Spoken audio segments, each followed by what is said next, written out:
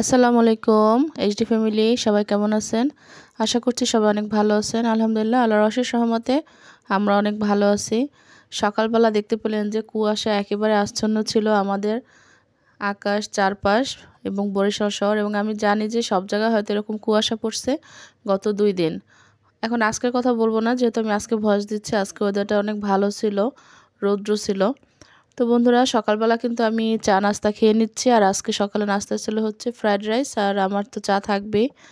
সবাই শুরুতে একটা লাইক দিয়ে আমি ভিডিওটা দেখা শুরু করেন। যারা অলরেডি লাইক দিয়ে দিয়েছেন তাদেরকে অসংখ্য ধন্যবাদ। যারা দেন নাই তাদেরকে রিকোয়েস্ট থাকবে একটা লাইক দিয়ে দেন। আপনার ছোট্ট একটা লাইক আমার ভিডিওটা অনেকের কাছে পৌঁছে দেবে। আর যারা আমার চ্যানেলটা সাবস্ক্রাইব করে আমার পাশে আছেন তাদেরকে অসংখ্য ধন্যবাদ। বন্ধুরা, আমি হাদিকা হামিমকে এখন নাস্তা খাওয়াই দিচ্ছি। আর মনে মনে প্ল্যান করতেছিলাম যে শীত চলে যাচ্ছে, বাসা থেকে মানে আমাদের বাড়ি থেকে তো আমার মায়ের হাতের পিঠা খেয়ে আসছি, সব আইটেম শীতে যত যত পিঠা আছে। কিন্তু আসলে বাসায় তো আমি এবার ছিলাম না, যেহেতু 1 মাস গ্রামের বাড়িতে ছিলাম, সুতরাং পিঠা বানানো আসলে হয় নাই। তো একটু পিঠা বানাবো। নর্মালি আমি সিতারুটি পিঠা বা এমনি পিঠা বানাইছি, কিন্তু ওই যে চুই পিঠা যেটাকে বলে সেমাই পিঠা, সেটা আসলে বানানো হয় না। সেটা আমি আজকে বানাচ্ছি। এই যে শুরু করে দিচ্ছি আলহামদুলিল্লাহ। আমি আসলে যেভাবে পারি আমি সেভাবেই করতেছি। আর আমার সেমাই পিঠা একেবারে চিকন করে বানায় আমার সেটা অতটা ভালো লাগে না, একটু মোটা মানে মুখে পড়লে আমার কাছে ভালো লাগে।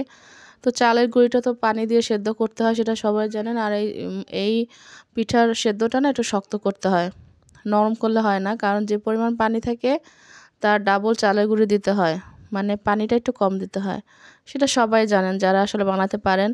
আর আমি এই যে আমার পাটা পুতা যাকে বলে, মানে পাটা, সেটা আমি নিচ্ছি। এটা করলে না অনেক ভালো হয়, কারণ এটা ওজন আছে, এটা নড়ে না। আর অনেকে মানে হাতের কাছে রাখে আর পিঠা কেটে ফেলে, আমি সেটা পারি না। আমি নিয়ে নিয়ে করতেছি, সমস্যা নেই। যে যেটা পারে না সেটা নিয়ে আফসোস করে লাভ নেই। হয়তো অন্য যেটা পারে না সেটা হয়তো আমি পারি, তাই না? আর আমি কিন্তু ওদের ডাকি নাই, আমার মেয়েরা আলহামদুলিল্লাহ নিজে থেকে আসছে, জাম্মু দাও, আমি মানে একটু করে যে লম্বা যেটা লতা বলে, লতা করে দিই। পাশাপাশি হাদিকাও চলে আসছে। তো ওদের আসলে আমার ডাকাও লাগে না, ওরা নিজে থেকেই চলে আসে। একটা আগ্রহ আছে, আর আমিও নিষেধ করি না, করলে ভালো, কারণ হাতের একটা প্র্যাকটিস থাকে। আর এই দেখেন আমার পিঠাটা কিন্তু হয়ে গেছে, যা হয়েছে আলহামদুলিল্লাহ। আর গরুর দুধ দিয়ে আমি শিরাটা বানাবো, সাথে পানি আর কিছুটা এক্সট্রা যে থাকে গুঁড়া দুধ সেটাও থাকবে। আর এদিক থেকে আমি চুলা একটা পাতিল বসায় দিছি একটু বড় আকারের। আর দিয়ে দেবো হচ্ছে একটা দারচিনি আর 2টা এলাচ।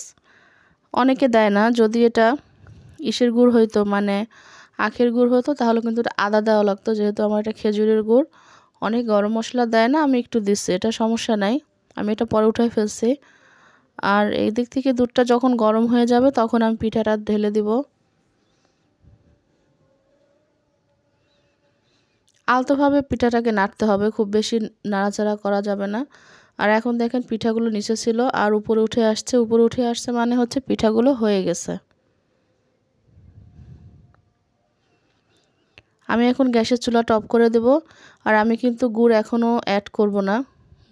আমি এখন রান্নাঘরে একটা ফ্যান আছে, আমি সেটা ছেড়ে দিচ্ছি, যেহেতু আমার হাতে টাইম শর্ট ছিল, সন্ধ্যা হয়ে গেছে, বাচ্চাদের পিঠা খেতে দিব গরম গরম। আর আমি অন্য দিক থেকে কিন্তু যে আমার গুড়টা ছিল সেটাও আমি একটু গরম করে নিয়েছি, যেহেতু ফ্রিজে ছিল। আর একটু গরম করে নিলে না ঘ্রাণ বের হয়। আপনারা এই টিপসটা ফলো করতে পারেন। গুড় একটু গরম করে নেবেন, তারপর ঠান্ডা করে, আমি দুটোটা জিনিসই খুব ঠান্ডা করে নিয়েছি, একেবারেই ঠান্ডা কিন্তু। এখন আমি এটা মিক্স করে তারপর কিন্তু আমি এখানে আমার হাতের 1 মুঠো চালের গুঁড়ি দেবো। চালের গুঁড়ি দিলে একটু ঘনত্বটা বাড়ে।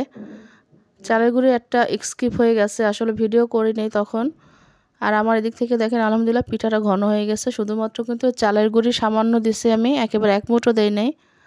তো পিঠাটা আলহামদুলিল্লাহ অনেক মজা হয়েছিল। আমি অবশ্য বেশি খাই না, কারণ আমি গুড়ের পিঠা খুব বেশি একটা পছন্দ করি না। বানাইছি বাচ্চাদের জন্য। আর এই যে আমার পিঠা দেখেন মাশাআল্লাহ, কোনো পিঠা ভাঙে নাই। প্রতিটা পিঠার সাথে পিঠা একেবারে লেগেও যায় না, একেবারে সারা সারা আছে। আর ঘনত্বটা ঠিক এরকমই আছে।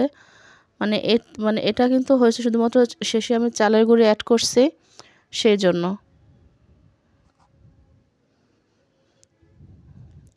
তো এই যে অল্প পরিমাণে হয়েছে, এটা মানে এটাই আমাদের জন্য এনাফ। বাচ্চারা আর কতই বা খাবে। এই যে এখন বাচ্চারা খাচ্ছে, ওরা বাটিতেও আনা নাই, বলতেছে আমার বাটি মাখার দরকার নেই, আমরা এখান থেকেই খাচ্ছি। এই যে খাচ্ছে, লাইক দিয়ে দিচ্ছে। আমার হামিম তো খেয়ে একেবারে তাল গাছ উঠে গেছে, দেখাবো আপনাদের। মানে ও খাওয়া দাওয়া পিঠা খেয়ে একেবারে উপরে উঠে চলে গেছে। আর আমার মানে ঠান্ডাটা একটু কমছে বন্ধুরা। তো আমি ভিডিওটা শেষ করব। পিঠা কেমন লাগলো অবশ্যই আমাদেরকে জানাবেন, আর সবাই বানিয়ে খাবেন। আজকের মতো এখানে বিদায় নিচ্ছি, ভালো থাকেন, আল্লাহ হাফেজ, আসসালামু আলাইকুম।